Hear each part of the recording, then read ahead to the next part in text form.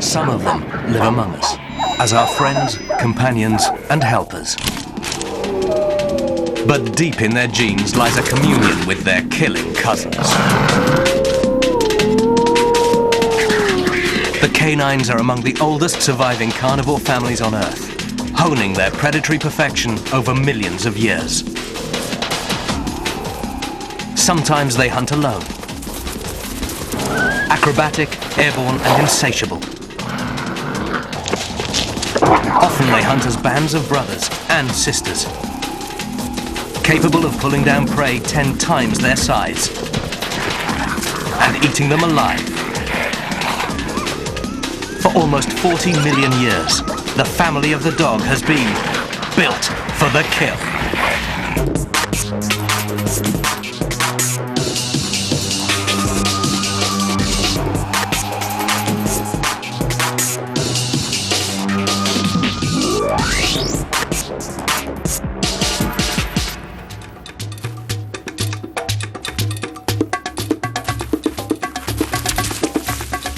They inhabit every continent except Antarctica.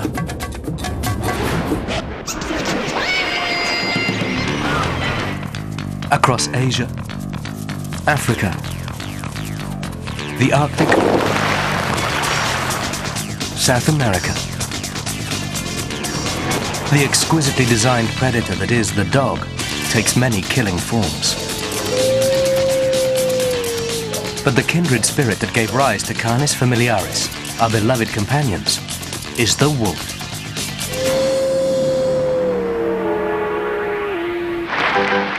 Every single breed of domestic dog, large and small, swift and not so swift, hard-working and merely decorative, is a descendant of Canis lupus, the grey wolf.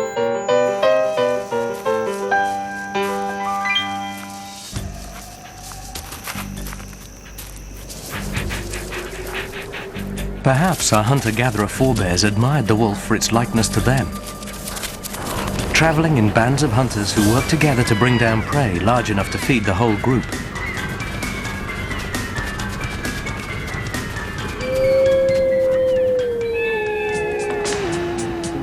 To this day, humans have tapped into the domestic dog's wolfish characteristics to serve our own ends. Even the instincts of the gentlest herding dogs are believed to be modified versions of the wolf's genetic programming to hunt. While the wolves that threw their lot in with humans prospered, the wild wolves became pariahs to many. Today there are tens of millions of dogs in the world and some 120,000 wolves. Perhaps because the wolves wanted what we wanted: big game. But the wolves that survive today remain completely built for the kill, from nose to tail.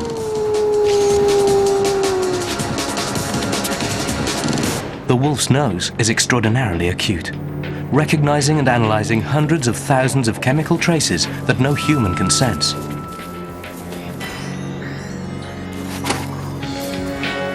It can smell prey up to 2 kilometers away. Its sense of hearing is equally acute.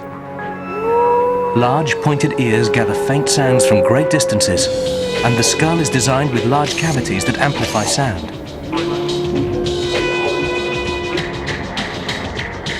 Under ideal conditions, the wolf can hear prey moving over 16 kilometers away. But there is another weapon at work here. Its skull is designed to house a large brain with a complex cerebral cortex. It's this brain, some 30% larger proportionately than that of a domestic dog, that plays a key role in the wolf's closely coordinated style of hunting, its intricate ways of communicating, and its extremely social lifestyle.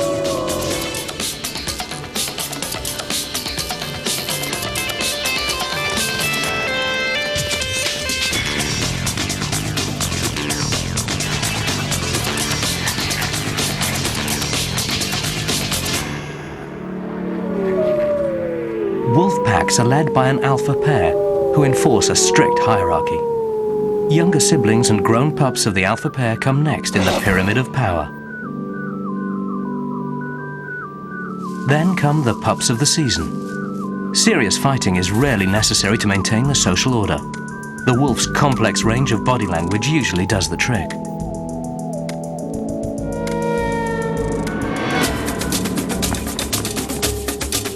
On the Northern American continent, where the first member of the dog family made its appearance some 37 million years ago, the grey wolf makes its home. Sometimes grey in name only, the wolf can be almost black. And in the far north, its coat is often white.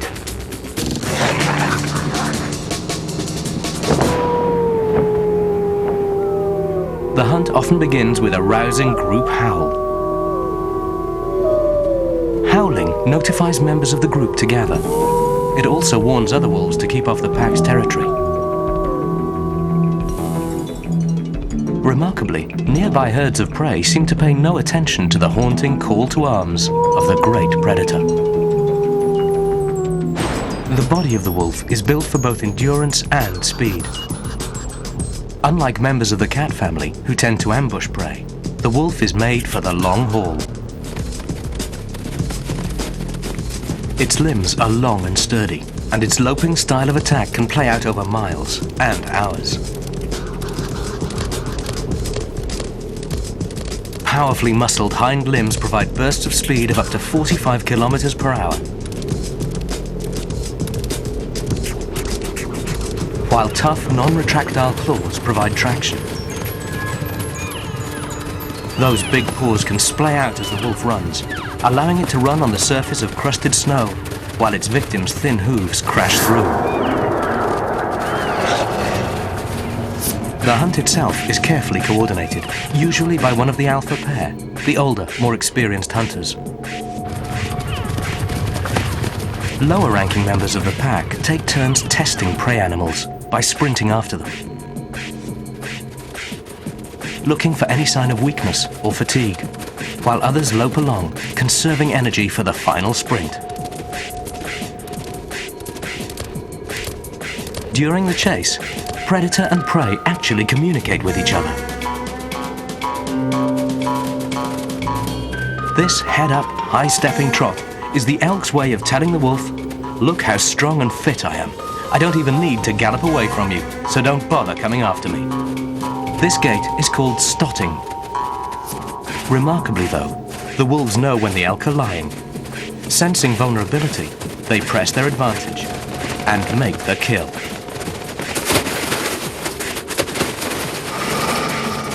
Once a wolf latches on, powerful facial muscles go to work, holding 5-centimeter long canine teeth in a vice-like hold. Wolves have 42 teeth, all dedicated to the processing of meat. Specialized molars and premolars, called carnassials, have evolved to shear and mash flesh. Matters of hierarchy are strictly enforced during feeding time. The alpha pair feed first.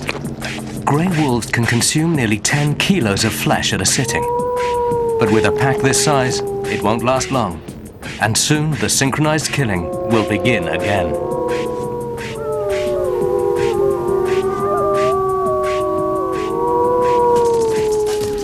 Next up, the wild dogs of Africa and Asia. Super social killers whose lethal ways have often remained a mystery to science, and whose bonds give new meaning to family values. And in a remote province of India, a shadowy canine becomes a suspect as a merciless man-eater.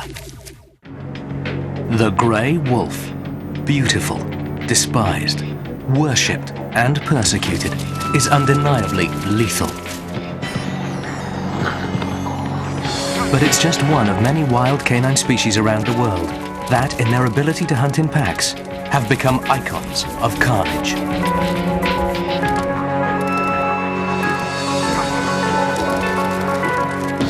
These are the running dogs, bringing with them death by numbers.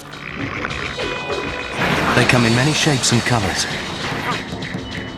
But what they have in common is in their skulls. Big, complex brains. And big brains require a lot of education. Wild dogs who live in packs are uncommonly devoted to their young. As with wolves, each pack is led by an alpha pair, usually the only ones who mate, but all of the members of the pack attend to the feeding and education of the pups.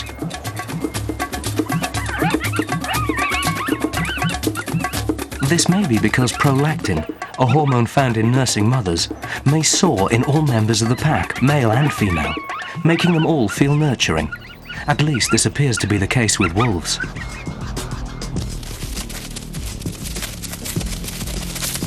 Play helps puppies strengthen growing limbs and develop coordination, things they will need to be physically effective at the hunt. Often, wild dog parents and older siblings bring live animals home to the pups so they can practice their hunting skills. But play also teaches important social lessons, helping them come to terms with their place in the hierarchy of the pack.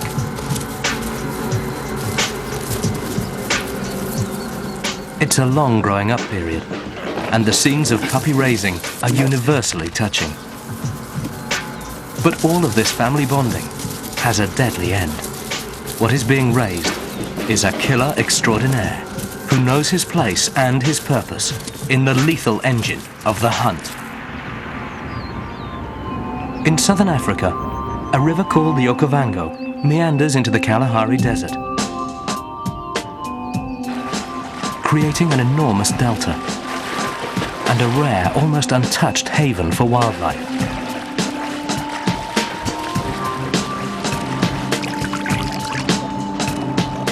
Here, one of the most colourful predators in the world makes its home.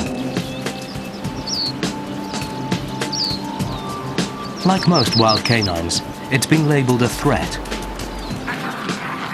an evil thing, a blot upon the landscape.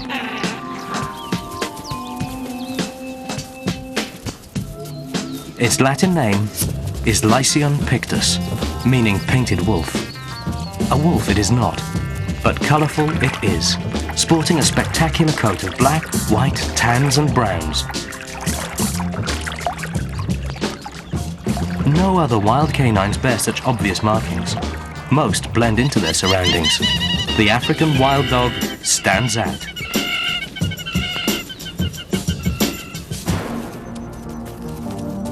These dogs are distinctive in other ways. Probably the most compulsively sociable of all the wild canids, the African wild dog is known to care for wounded or sick members of the pack, and every member, male and female alike, is eager to help bring food to pups.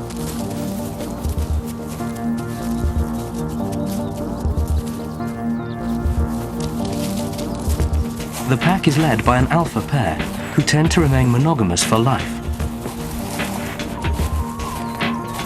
They lead an extended family that may reach 30 or 40 individuals, all closely bound to the group. The hunt begins in ritualized fashion as the alpha male rouses the troops. Then they set out. About the size of German shepherds when fully grown, these wild dogs have several distinctive characteristics that testify to their ancient lineage. Their middle toes have fused, so they have only 4 per foot. They also have strong collarbones, which have all but disappeared in most modern dogs. Their strange markings, so different from those of other wild dogs, are probably related to their need to cooperate while hunting. Apparently, they have to recognize and keep track of each other at a distance on the open plains, and their odd markings are as distinctive as fingerprints. Leechway, a kind of antelope, flee before the well-coordinated pack. Long adapted to life in the swampy conditions of the Okavango Delta, the Leechway move with startling speed and grace through the water.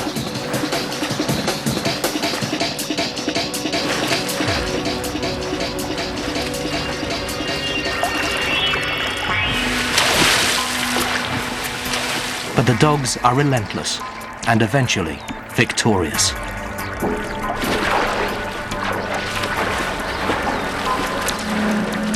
It's time to bring home the bacon. In this case, the alpha female is raising 2 broods, her own and one she has confiscated from a subordinate female.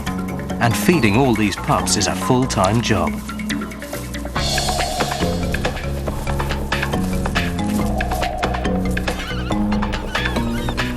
She has as many as 14 teats, a record in the dog world rivaled only by a little wild dog on top of the world, the Arctic fox. The alpha female demands to be fed, and a returning hunter obligingly regurgitates a meal. The wild dog is Africa's supreme canine long-distance hunter. On the open plains of the Serengeti, where the dogs will tackle prey as large as wildebeest, patience, endurance and cooperation are hallmarks of its killing ways. It takes teamwork to pull down such a large animal, so some of the wild dogs will try to hamstring it from behind, while others will attack the sensitive nose. Still others will slash at the animal's belly, trying to disembowel it. This is probably one of the reasons that the wild dog has been labelled a murderer and an abomination. But it's simply not built to suffocate its kills the way a big cat might. And once the prey is dead, the dogs are quite orderly. There's no fighting over the carcass. The painted wolf pack is a tight-knit group, with each member knowing his place in the pecking order from puppyhood.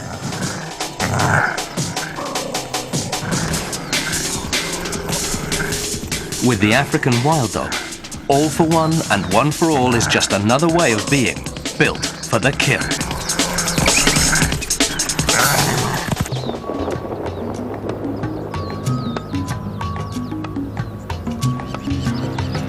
All across sub-Saharan Africa, the wide open plains play host to the great migrating herds. These are places where the canine specialty, teamwork, becomes especially lethal. And every year, the rolling grasslands of Tanzania play host to a classic high plains duel.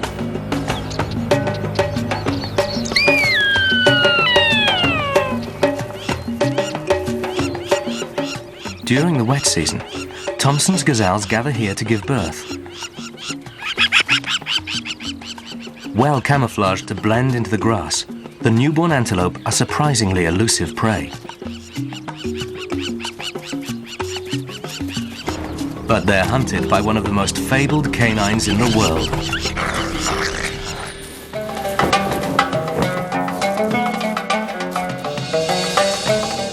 In the Middle East, the jackal was the face of the sly trickster of many stories. In ancient Egypt, it was Anubis, the god of the underworld. Even today, the word jackal brings to mind a legendary and deadly cunning.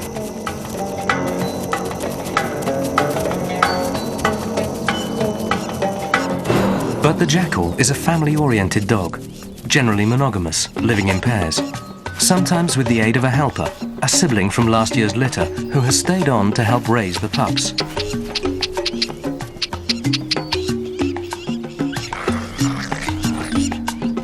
Now that the Thomson's gazelles are giving birth, the time to hunt has come.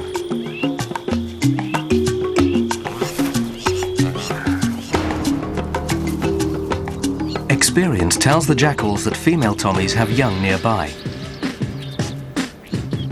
And the mother Tommy is torn between staying far enough away from her newborn's hiding place to keep from giving it away, and getting close enough to defend it, should the worst happen. But things are beyond her control already. The fawn breaks for it. The fawn is astoundingly fleet and agile for one so young. The mother Tommy runs a zigzag course in front of one jackal, hoping to lure it away from the chase.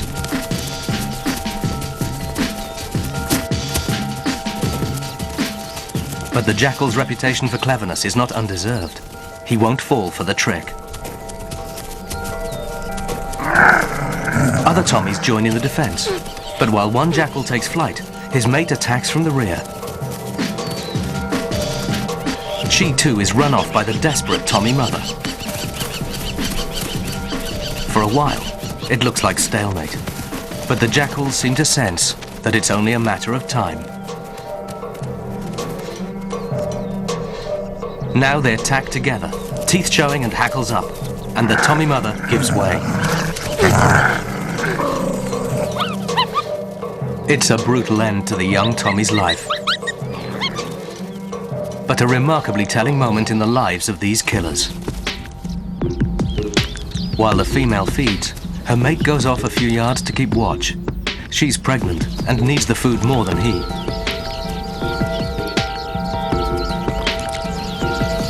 She eats the first course, the most nutritious part of the carcass. Then the female jackal neatly divides the rest of the carcass in half, leaving the remainder for her devoted mate.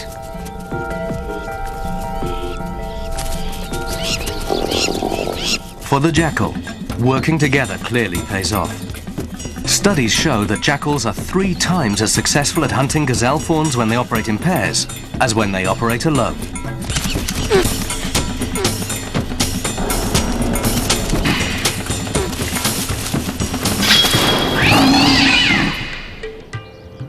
Highly social wild dogs are not relegated to North America and Africa. One of the most social dogs on Earth lives elsewhere. This is India. Exotic, mysterious, home of the tiger, and the haunt of a red ghost. One of the most elusive and least understood canines in the world. It's the Asiatic wild dog, or dhole, and despite its size, about that of a medium domestic dog, the dhole is a killer not to be toyed with. In packs, it has been reported to kill leopards and even tigers. And through pack work, the dhole gets its tremendous strength and killing potential. But like its African counterpart, this wild dog cultivates its deadly ways in a world of canine kindness. Dholes have been filmed caring for a paralyzed pup for months after it would normally have died.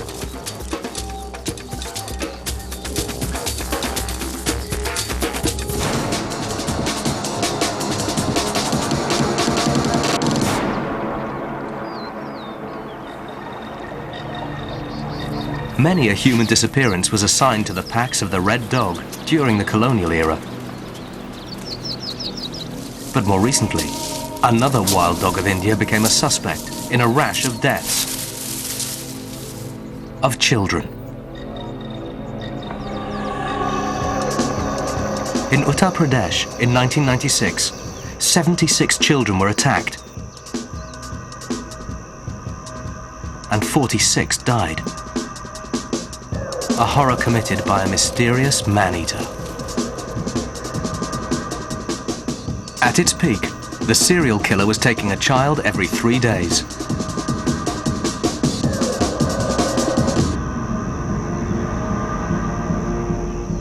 In India, man-eating leopards and tigers are common. Hyenas and jackals too came under suspicion. But fur found at the scene of one of the crimes, examined under electron micrograph, didn't match the fur of leopards or tigers, or hyenas or jackals. It was wolf hair.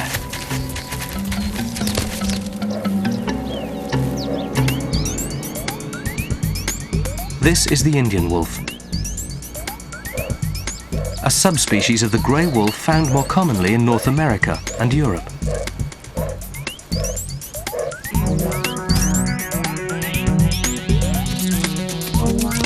Where the pressures of human population have not overwhelmed the wilds, the Indian wolf's favorite food is the black buck antelope.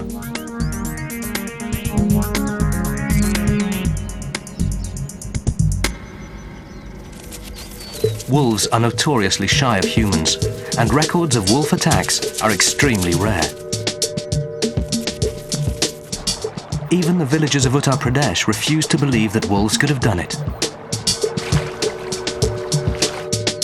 But there were wolf prints and wolf hair at the scenes of the crimes.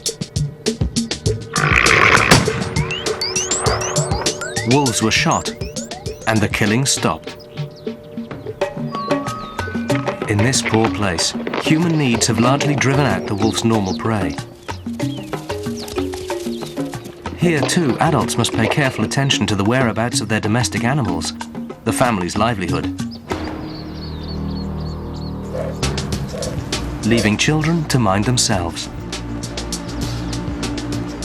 Perhaps a starving stray wolf and its pack stumbled upon one of these children and developed a deadly habit. Up next on Built for the Kill, the running dogs who kill in packs may be the most fearsome of predatory canines. But the most successful are often solitary hunters, assassins who kill with spectacular feats of acrobatics. They enter murky waters with one goal in mind: to catch a giant catfish by using their bare hands as bait. Get ready for an unusual fishing competition, which involves no rod, no reel, but just hands, brains, and guts. Bite, kick, scratch, I don't care. And with a hefty grand prize on the line, the competition gets fierce. A new series, Mudcats, tonight at 9:35 on Nat Geo Wild. The vision of quality and inclusive education grows stronger. Super achievers have walked down the corridor of knowledge, partnering with the leaders of education across the globe. Manav Rachna International University, Vidyantariksh, infinity of knowledge. वो जा रही है मेरी पतंग। तू आगे दौड़ दनादन दनादन, तू पीछे छोड़ दनादन दनादन दनादन, भाग दनादन भाग दनादन भाग दनादन भाग भाग भाग भाग दनादन। नया Bajaj discover 125। Jio Dana Dan. Did you brush two times? Despite brushing regularly, doctor, my gums would still bleed. And now? Problem gone. See, no gum bleeding. Thank you, doctor. Say thanks to Double Red Paste. Because it has 13 Ayurvedic herbs that keep dental problems away. Dabur Red Paste keeps dental problems away. Dribbles, winning kicks, stunning reflexes, back heels. Pierna derecha, directo al arco, golazo, golazo! This amazing land has always been full of natural-born talent. Let our wildest players introduce you to the untamed thrills. Destination Wild, Wild Untamed Brazil. Sunday night at 8:40 on Nat Geo Wild. Wild canines, hunting in packs, create a kind of predatory perfection unrivaled on Earth. But the killer dog refuses to be categorized.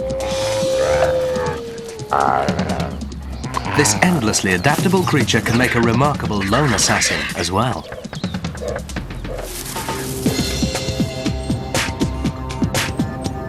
These are the spectacular highlands of Ethiopia, the roof of Africa. It's a stunning natural fortress that harbors the last remnants of an extraordinary canine predator. It has long been called the simian or red jackal, but this rare dog's DNA tells a startlingly different story. It's far more closely related to the wolves of North America than to any wild canine in Africa, and should be called the Ethiopian wolf. Like its New World cousins, the Ethiopian wolf lives in socially cohesive packs. And when large prey was available in its range, it probably hunted in packs as well. But now it has been driven into the remotest highlands, where only 400 or so wolves survive on much smaller fare.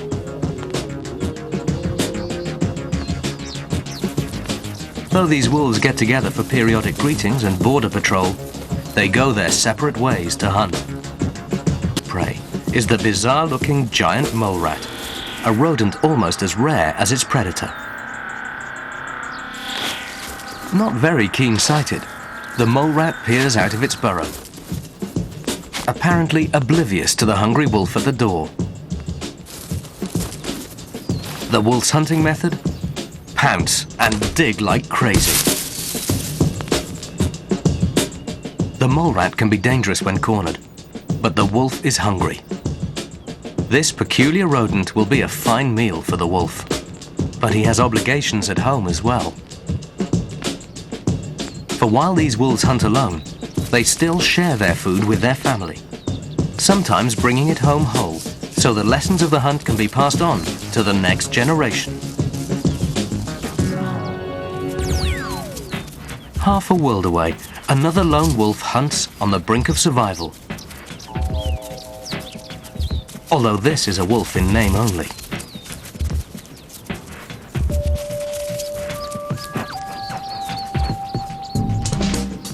Deep in Brazil's interior, in the vast grasslands known as the Cerrado, this enigma makes its home. The maned wolf is the last of its kind, a mysterious survivor from a class of wild dogs that goes back 6 million years. Black-maned and long of limb, this elegant creature has been called a fox on stilts. By far the tallest of the canines, the maned wolf's graceful construction is built for the kill. His high vantage allows him to see over the tall grasses in search of his prey. Local legend says this dog can kill with a glance, his eyes full of deadly magic. But his keen nose and large ears hone in on something moving. The maned wolf is not the only creature out tonight who is built for the kill. It's a pit viper, highly venomous, able to kill a human being, but to the wolf, a potential dinner. The maned wolf knows better than to try a frontal attack. He makes his move, going for the viper's tail and avoiding its lethal head. The viper, being eaten alive, makes a final futile strike. But the tall dog seems oblivious, perhaps even immune to its venom. Unlike virtually all of the other canid species, the maned wolves appear to be social loners, coming together only to breed, with the female raising the pups on her own. But they're certainly not the only solitary hunters in the dog family. It's a deadly specialty that falls to the spectacularly successful group of dog cousins known as the foxes. About 5 million years ago, two main branches of the dog family began to emerge, and the fox-like creatures began to separate from the wolf-like ones.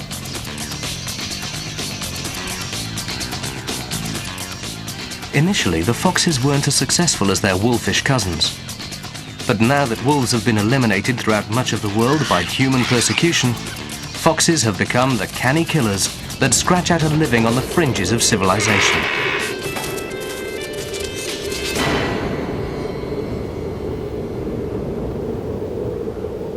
This is the red fox, the icon of fables, the largest of the surviving foxes, and the most widely distributed of the carnivores, found throughout much of the Northern Hemisphere and Australia.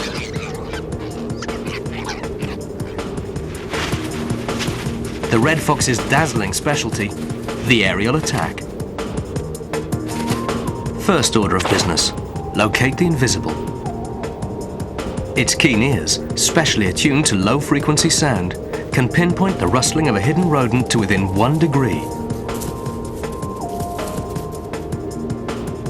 Once locked onto its target, the red fox launches its spectacular assault, propelling itself upward with its hind legs. These are larger proportionately than the hind limbs of any other wild dog. If it's going for distance, the red fox takes off at a 45-degree angle and can cover 5 meters. But needing extra height and force to punch through crusted snow, it can take off at a remarkable 80-degree angle. The red fox is also lighter than comparably sized cousins, helping it to achieve maximum airtime. And in mid-air, the fox flails its tail to steer last-minute course corrections.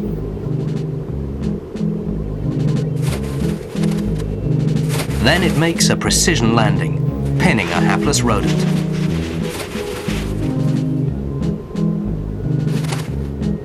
Many of the canines take predatory flight, and even many of their larger lupine cousins are quite adept at the acrobatics of mousing. But none so splendidly as the red fox. The top of the world is a brutal place to try to scratch out a living. But even here, the family of the dog has found a way. Halfway between the northernmost tip of Norway and the North Pole lie the islands of Svalbard.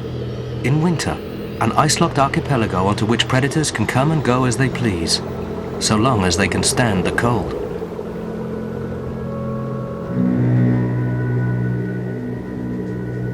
In winter, the Arctic fox sports a spectacular white coat, the warmest of any mammals. To limit heat loss, this fox has shorter ears, legs and tail than its other fox cousins.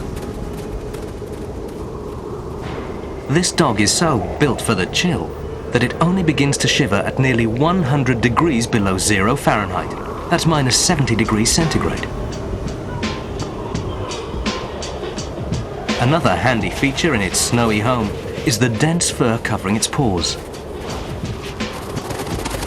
Its Latin name is lagopus, or rabbit-footed. Under these extreme circumstances, the little Arctic fox is an opportunist as well as a hunter. Happy to dog the heels of another killer, the polar bear. He shadows the predatory powerhouse, snatching leftovers and hiding them in the Arctic's natural freezers.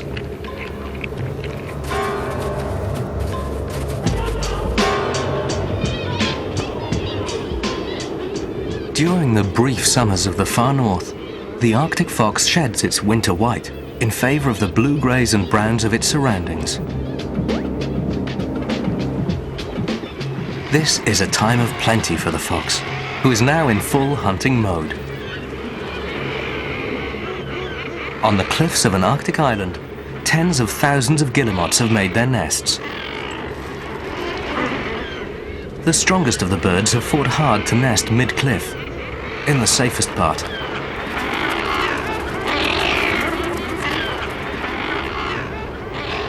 Those near the top are vulnerable.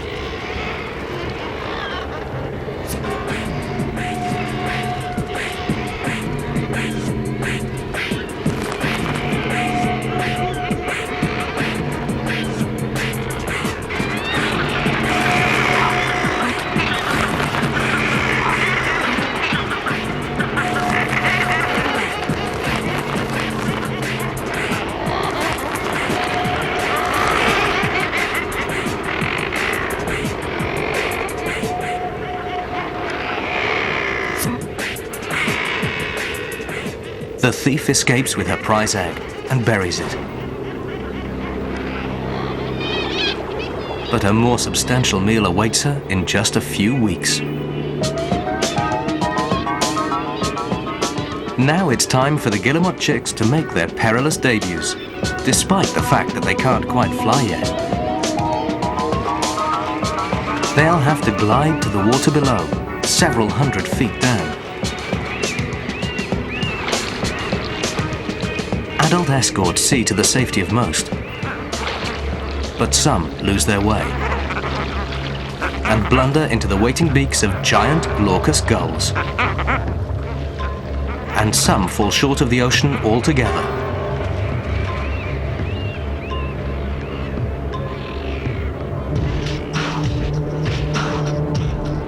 The little Arctic fox seizes her opportunity. It's food for her own brood, and a toy to hone their own budding killer instincts. They had better make hay while the sun shines. The cruelly short Arctic summer is almost over, and the little canines will have to survive the chill darkness of the long winter night.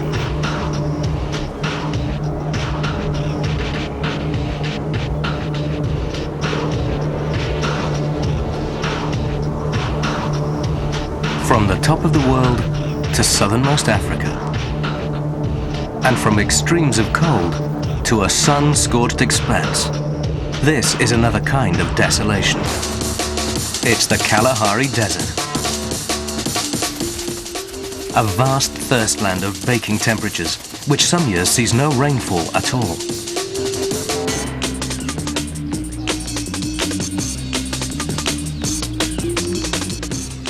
But an astonishing array of animals manages not only to survive here, but to thrive. And while some killers specialize in the Kalahari's big game, others have dug out another niche altogether. These enormous ears belong to the bat-eared fox, a hardy little predator in a harsh world. With flimsier teeth than any other fox, the bat-eared fox may not be a fox at all. In fact, its ancestors go all the way back to the wolf-fox split in evolution. Weighing in at just over 4 kilos, the bat-eared fox has to be wary of its canine cousins, the jackals.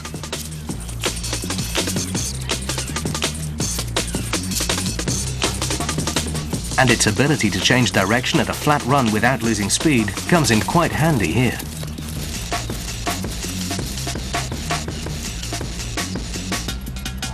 While at rest, the fox's unmistakable ears radiate heat. Blood circulates over the ear's expansive surface to cool before being recirculated into the body. While on the prowl, those same ears act as giant sound catchers, collecting the scurrying sounds of prey as efficiently as radar receivers.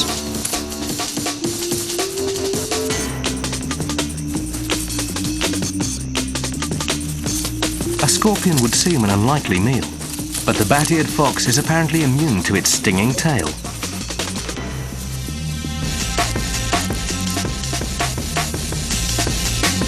The bat-eared fox rarely drinks, living off the liquids in its prey. And a favorite prey is the termite. Now the fox's remarkably engineered jaw comes into play. Because termites move so quickly, the bat-ear's lower jaw has evolved a unique flange paired with powerful muscles. It can snap up termites at the speed of 3 chews per second.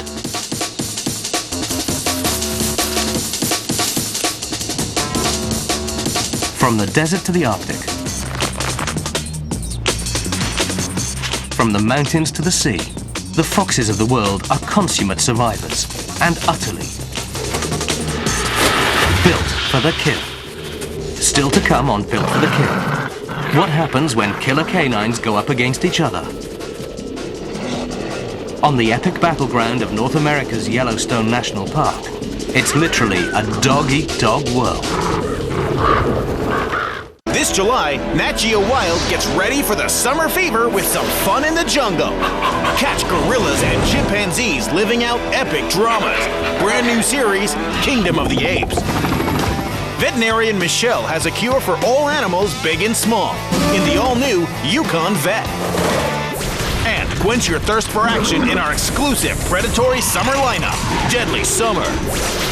This July, catch the summer fever on Nat Geo Wild. Come on, get a little more active. Start an active life with Real Active Fiber Plus. Keeps in the goodness of fiber, keeps out the sugar. Real Active. Come on, get active. Come on.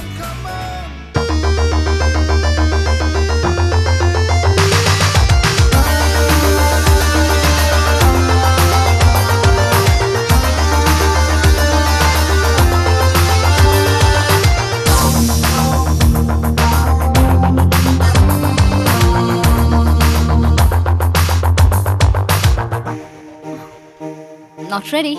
You will be. The all-new Hero Extreme is ready. Live off the edge. Sorry, interview बाद में हाँ. करीब है तो दिल के बहुत ही अजीज है. Galaxy, रेशमी एहसास, रेशम से भी खास. Excuse me, I'll have what you're having. मेरा इंटरव्यू? वो बाद में करें.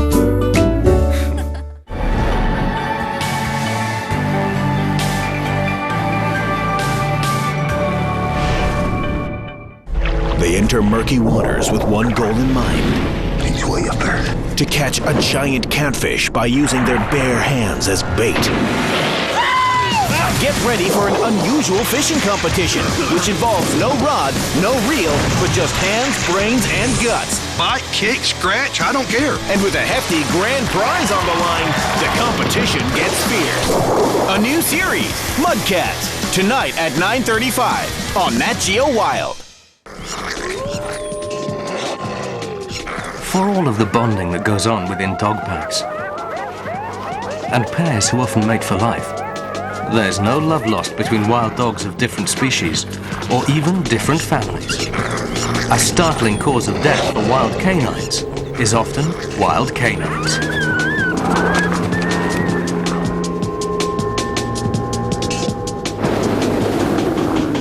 Against the backdrop of Yellowstone National Park, a place of spectacular beauty, a real High Plains American drama is unfolding.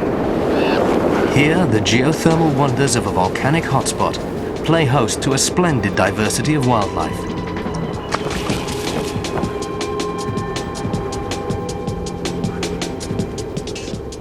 And here, for millennia, the coyote lived in the shadow of the wolf. About half the size of its big cousin, with a relatively sharper snout and larger ears, the coyote is less likely to form packs and more likely to live as a scavenger and hunter of small things.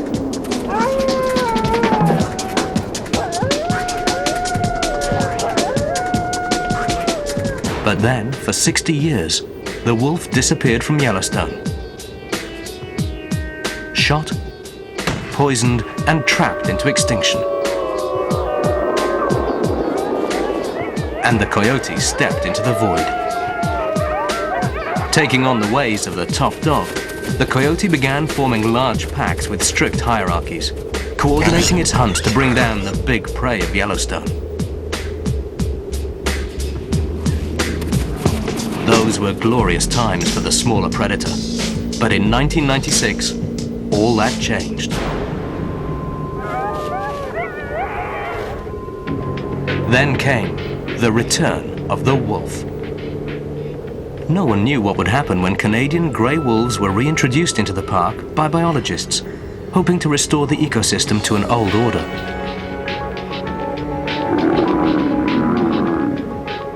What happened for most scavengers, wolves turned out to be spectacularly suited to life in the park, leaving a trail of carcasses in their wake.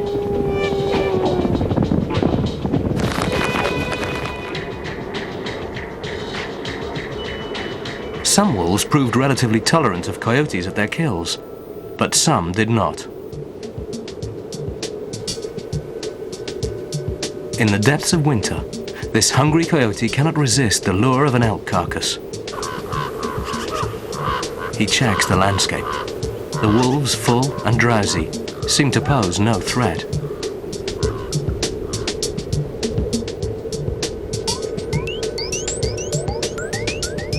Little does he know that this one wolf, the alpha female of the pack, is infamous for coyote killing. She has even assassinated other wolves from rival packs. She stalks him as she would any prey. Taking her lead, others in the pack begin to circle the hungry and oblivious coyote.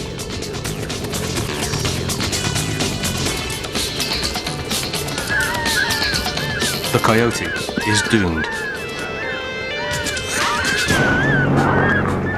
Adult coyote numbers have fallen by half in the parts of Yellowstone where the wolf has been reintroduced. But their pup survival rate is actually up. But this is an old tale. Wherever canine species come up against each other around the world, bloodshed results. Wolves kill other wolves. Foxes kill foxes. Jackals kill bat-eared foxes, and so on up and down the food chain. It's just another way that nature assures that her top predators are fit enough to survive in a harsh world.